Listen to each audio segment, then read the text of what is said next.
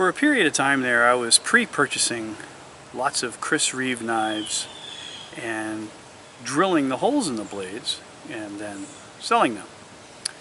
I would say 100 plus of those. While doing all those knives that I would purchase ahead of time and put the holes in, I ran across two that actually fought me on putting the hole in, and fought me pretty good. So much so that it was really stunning, the difference between the two that I now keep and have. The rest of the knives, there was always some sort of fluctuation as to how easy it was, you know, real easy, kind of easy, real easy, kind of easy, really, really easy. And then this guy came along and he fought me. So I knew this one actually somehow accidentally got heat treated. And then down the road, another one was fighting me, and I went, that one's going to be mine too. So these are actually two very good, very functional Chris Reeve folding knives. Two knives out of probably 300 blades that I've done. Not good odds, but I'm glad I stumbled upon these two. Quite pleased. The answer to crappy S35 VN heat treat is not to change it to S45 VN. I'm putting holes in those just as easily as I did the S35 VN. Now, for those of you who are hoping against hope that S45 VN would be an improvement, no. Now, I know I bash on Chris Reeve all the time about their heat treat, and I'm not even sure they do. I think they might put the knife up on a dashboard of a truck and hope for a hot day and consider that heat treated.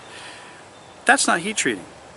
Essie heat treats their knife properly, and they do it to crucible specs. And I got it straight from Shane's mouth that they farm that blade out and it gets heat treated to crucible specs. So that's why their S35 VN actually performs, holds an edge, and cuts, and is still durable. So, just throwing that out there. I've actually had a couple of people comment on my YouTube channel that the area towards the spine is going to be softer than the area towards the blade. Now, that couldn't be further from the truth, because Chris Reeve doesn't differentially heat treat their blades, so it's not going to be different. The blade is heat treated and then ground, so it's just as hard at the spine as it is the blade. And don't give me that crap, oh, it's so that you can sharpen it in the field and all that. Well, you know what, there's a lot of Benchmades and a lot of Spydercos out there that guys sharpen in the field, and they're heat treated. So let's quit making excuses and actually heat treat and make a usable blade.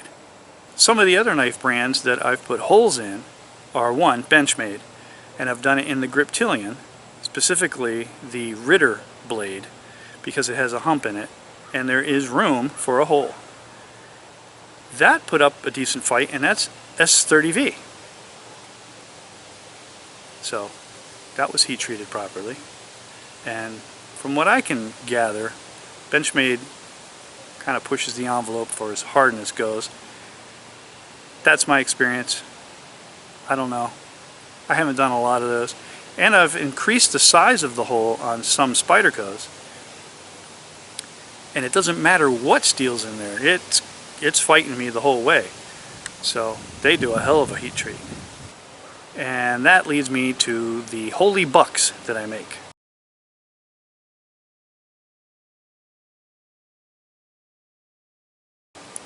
Not a lot of them, because that is a brutal process. 420J steel in a buck 110. 420J is garbage.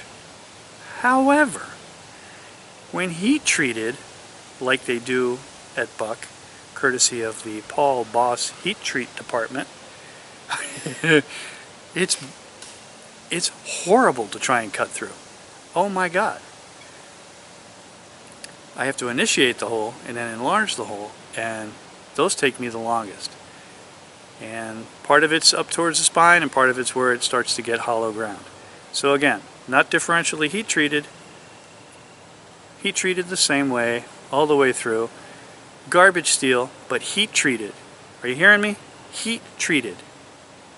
Not warmed up on the dashboard of a pickup truck. Heat treated. Thank you and good night. You done already? I'm done.